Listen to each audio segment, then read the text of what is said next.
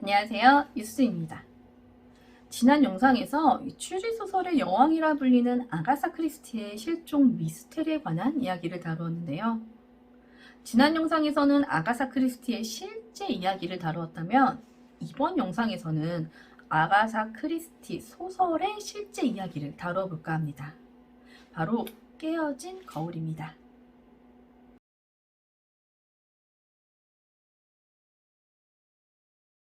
지금 보이시는 사진은 소설 깨어진 거울에 나오는 배우 마리나 그렉의 실존 인물인 진 티어니입니다. 국내에서는 진 티어니에 대한 인지도가 낮은 편이긴 하지만 40년대 할리우드의 대표적인 여배우들 중 하나이자 서양에서는 최고의 미녀로 종종 언급이 되는 배우라고 합니다. 국내에서는 잘 알려지지 않은 터라 이 진 티어니가 얼마나 아름답고 유명한 배우인지 모르실 것 같아서 그녀와 어깨를 함께 했던 배우들을 잠시 소개해드리자면 비비안 리, 에바 가드너, 앵그리 버드만이 그녀와 함께 주목받았던 배우들이라고 해요. 자, 그러니까 우리가 잘 몰랐을 뿐이지 할리우드에서는 꽤 영향력이 있었던 배우였던 거죠. 1920년생인 티어니는 사진으로 보기에도 알 수 있을 만큼 굉장히 아름다운 외모를 가지고 있어요. 약 25편의 작품을 했지만 그녀가 당시 할리우드의 대표적인 여배우로 언급이 되었던 건 순전히 그녀의 미모 때문이다 라고 칭해질 만큼 아름다운 외모를 가지고 있었는데요. 당시 그녀의 대표적인 이미지를 말한다고 하면 관능적인 미모, 장신, 높은 광대뼈, 고상하고 우아함, 지성적 진지함, 친척함, 다양한 재능, 이국적이라고 합니다.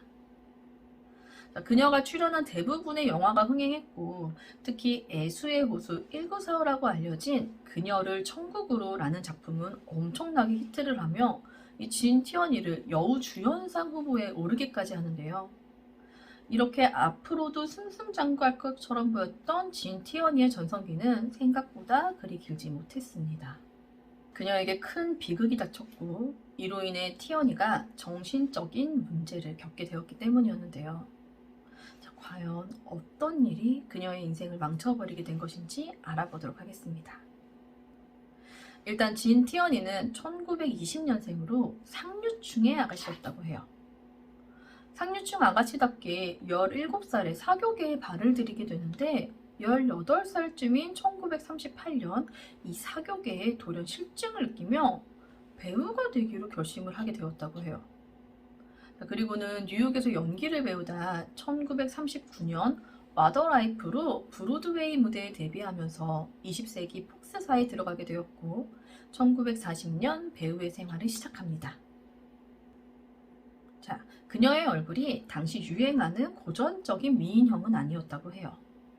앞에 잠깐 티어니의 이미지를 언급한 거에 보면 이국적이라는 말이 있는 것처럼 이 진 티어니의 얼굴이 광대뼈가 높고 눈 사이가 멀고 얼굴형이 각진 편이었었던 이 티어니의 외모 때문에 배우 생활 초반에는 이국적인 역할을 많이 맡았다고 합니다.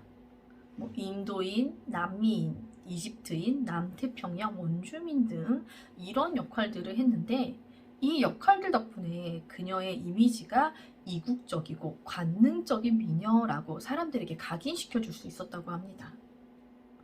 티어니는 배우를 하면서 작품들마다 꽤나 좋은 반응을 얻어냈는데 문제는 그녀의 전성기가 그리 길지 못했다는 거죠. 티어니가 1941년 당시 군인이었던 올레 카시니와 결혼을 하게 되었고 1943년 첫 딸인 달리아를 낳게 됩니다. 그런데 이 달리아가 1.42kg밖에 안 되는 미숙아로 태어난 거예요. 현재 기준으로 아이가 태어났을 때 2.5kg 미만을 저체중 출생아라 부르고 1.5kg 미만인 경우에는 초극소 저체중 출생아라고 부른다고 해요. 자, 그러니까 티어니의 딸 달리아는 1.42kg의 초극소 미숙아였다는 거죠. 그런데 정말 다행히도 아이는 살았어요. 하지만 아이가 눈이 보이고 목을 가누는 시점이 되어가면서 점점 이 아이가 가지고 있는 병들이 보이기 시작하는 겁니다. 달리아는 선천적으로 청각 장애를 가지고 태어났기 때문에 말을 제대로 할 수 없었고 이 백내장으로 인해 시력 장애를 겪었으며 지적 장애까지 확인이 되었다고 합니다. 상류층에서 태어나 부족함 없이 살면서 자신이 하고 싶은 모든 일들을 쉽게 해냈고 이 배우 생활마저도 순식간에 스타가 되는 등 여태까지 순탄한 인생만을 살아왔던 이 티어니는 이렇게 갑자기 찾아온 불행과 시련을 이겨내지 못하고 결국 무너지게 되는데요. 한꺼번에 몰려든 이 불행에 큰 충격을 받게 되었고 아이가 미숙아로 태어나 이런 선천적인 병들을 얻게 된 것이 모두 자신의 탓이라는 죄책감에 시달리게 된 것입니다. 이렇게 무너져버린 티어니는 우울증이 점점 심해졌고 수면제와 술에 중독되기까지 합니다. 이 시기 곁에서 힘이 되어주던 남편마저 결국 티어니에게 지쳐 이혼까지 하게 됩니다. 이렇게 힘든 시기를 겪고 있었지만 티어니는 딸 달리아를 매우 사랑했고 이런 사랑하는 달리아를 위해 정신과 치료를 받으며 재활에 힘쓰기 시작합니다. 이 재활을 하던 중에 의사가 운동을 권했고 이런 의사의 권유에 따라 운동을 시작하게 되며 조금씩 정상적인 생활로 돌아가고 있었는데요. 어느 날 이 진티어니가 운동을 마친 후 그곳에서 한 여자를 만나게 됩니다. 이 여자가 진티어니에게 다가와 굉장히 흥분한 상태로 내가 티어니 당신의 굉장히 오래된 엄청난 팬이다 라고 하는 거예요. 그러면서 혹시 저를 기억하세요? 라고 묻는 겁니다. 진티어니의 경우 당시에는 우울증과 정신과 치료로 인한 재활 등으로 활동을 하고 있진 않았지만 이전까지는 할리우드에서 굉장히 유명한 여배우였기 때문에 티어니를 알아보는 사람은 많았어도 티어니가 팬들을 일일이 기억하기는 힘들었을 거예요. 티어니가 조금 곤란한 표정을 짓자 팬이라고 하는 여자가 이해한다는 듯이 해맑게 웃으면서 티어니를 처음 만났었던 그때의 이야기를 해주는 거예요. 그런데 이 이야기는 차라리 듣지 않았거나 아니면 이 팬을 우연이라도 만나지 않는 것이 좋을 뻔했었을 것 같습니다. 그나마 딸 달리아를 위해 정상적인 생활로 돌아가려 노력하고 있던 티어니를 다시는 일어설 수 없도록 만들어버린 것인데요. 이 팬과 티어니의 악연은 1943년으로 거슬러 올라갑니다. 때는 2차 세계대전 중으로 그녀의 전 남편인 올레그 카시니가 군에서 소위로 복무하고 있었는데 그때 티어니는 달리아를 임신 중이었었다고 해요. 1943년 USO, 그러니까 미군 위문 협회인데 이곳에서 미군 위문 투어 예정인데 진티어니에게 참여해달라는 연락을 받게 되었고 진티어니는 흔쾌히 승낙하게 됩니다. 이 투어를 돌며 이벤트 용품을 구매한 사람들에게 볼에 키스해주는 이벤트를 했었는데 당시 티어니의 골수 팬이었던 이 여성이 해당 이벤트에 참여하게 되며 티어니에게 키스를 받았고 그 일을 티어니에게 자랑스럽게 이야기해준 건데요. 이 이야기를 들은 티어니는 경악했어요. 들어보면 특별할 것 없는 이야기예요. 그런데 이 이야기가 다시 살기 위해 희망을 갖던 티어니를 다시는 나올 수 없는 절망의 구렁텅이로 넣게 된 이유는 바로 티어니를 만나기 위해 이 팬이 있었던 행동 때문이었습니다. 자, 이야기를 다시 한번 거슬러 올라가 보도록 할게요. 1943년에 미군 위문 투어에 참여한 티어니는 이벤트 용품을 구매한 사람들에게 볼에 키스를 해주는 이벤트를 하며 지역을 옮겨 다녔어요. 그때 그녀의 골수 팬이었던 한 여성이 자신이 있는 지역에 티어니가 방문한다는 소식을 듣게 되었고 그녀를 만나기 위해 해서는 안 될 행동을 하게 되는데요.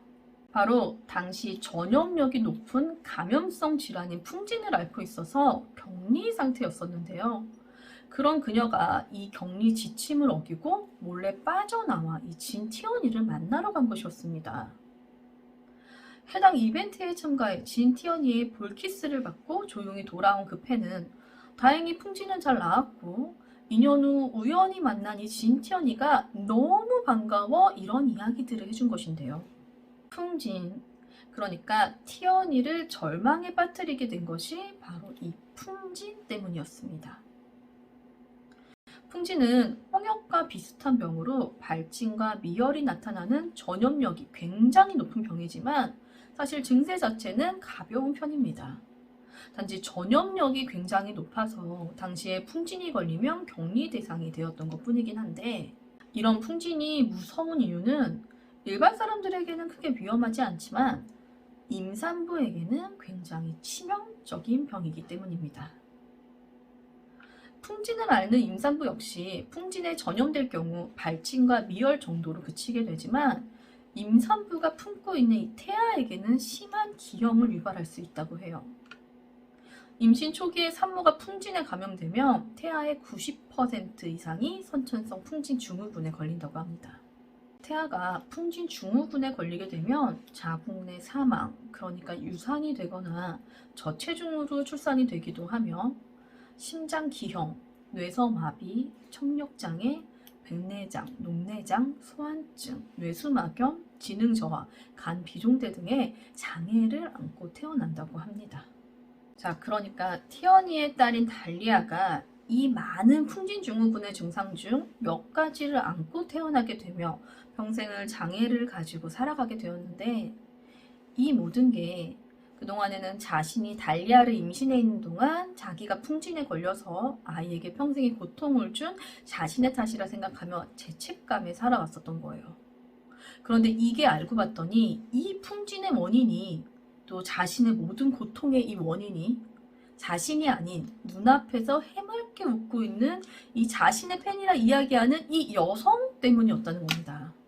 세상이 무너지는 듯 했겠죠. 티어니가 직접 이야기한 내용에 따르면 그 여자와의 첫 번째 만남은 기억나지 않지만 두 번째 만남은 평생 동안 기억할 것이다 라고 했다고 해요. 그 정도로 티어니에게는 그 팬과의 두 번째 그 잠깐의 만남이 평생 잊을 수 없는 최악의 순간으로 그려져 있는 것 같은데요. 이 여성과의 만남 이후 또다시 극심한 우울증과 알코올 중독 증세에 시달리며 정신병원에까지 입원하게 돼요. 하지만 그곳에서 수차례 탈출을 시도하고 잡혀오기를 반복했고, 심지어 1957년에는 자살을 시도하기도 합니다. 하지만 다행히도 이 자살 기도에 실패하면서 삶을 계속 이어나갈 수 있었다고 해요. 그렇게 힘든 생활을 겪다가 1960년 하워드 리와 재혼하고 1962년에 워싱턴 정가에 출연하며 할리우드에 복귀하였지만 2년 후인 1964년 결국 은퇴하게 됩니다. 이런 그녀의 이야기를 모티브로 아가사 크리스티가 소설을 쓰게 되는데, 바로 탐정 미스 마플이 나오는 깨어진 거울입니다. 이 깨어진 거울은 영화로 1980년에 소개되기도 하는데요. 1992년에는 BBC에서 드라마로 각색되기도 합니다. 만일 책으로 읽기 힘드시다면 영상으로 보는 것도 괜찮으실 것 같아요. 이 아가사 크리스티의 추리소설은 아서 코난 도일과는 조금 다르게 읽는 사람이 너무 깊이 빠져들지 않아도 될 만큼 단순하게 추리를 풀어나가거든요. 그래서 영상으로 그냥 가볍게 보는 것도 꽤 괜찮더라고요. 자, 이 책에서는 실제 이야기와는 조금 다르게 흘러가긴 해요.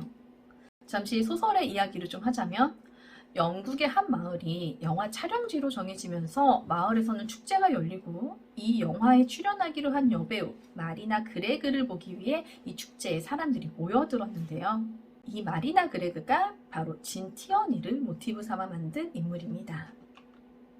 이곳에 사는 헤더 베드콕 역시 이 마리나 그레그를 만나기 위해 축제에 참석했고, 배우 마리나 그레그를 만나 호들갑스럽게 여러 질문을 퍼붓던 헤더 베드콕이 갑자기 발작을 일으키며 숨을 거두고 맙니다.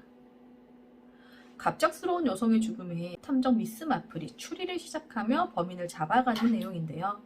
바로 이 소설에서 마리나 그레그가 진 티어니, 또 갑자기 숨을 거둔 헤더 베드콕이 풍진에 걸렸던 여성 팬을 그리고 있는 것이죠. 좀 그나마 다행인 건 소설과는 다르게 진 티어니는 그때의 그 여성 팬을 죽이진 않았어요. 단지 죽일 듯이 째려만 보았다고 합니다. 오늘은 아가사 크리스티 소설 중 하나의 모티브가 되었던 진 티어니의 깨어진 거울에 관한 이야기를 해보았는데요. 악연이라는 말은 이럴 때 쓰는 말이 아닐까 싶습니다. 물론 자신이 한 여성과 그 아이의 인생을 얼마나까지 망쳤는지 자신은 몰랐으니까 저렇게 해맑을 수 있겠죠. 알고는 저렇게 티어니를 반기지 못했을 것 같아요. 하지만 일단 자신이 다른 것도 아니고 격리까지 돼야 했던 전염병에 걸렸는데 그 격리 지침까지 어겨가며 이 티어니를 만나러 간 자기의 이기심이 뭐 그리 뿌듯하다고 내가 너를 이만큼까지 좋아하는 팬이야 라며 자랑스럽게 얘기하고 있다는 것 자체가 저는 이 팬이 너무 얄미운 것 같아요.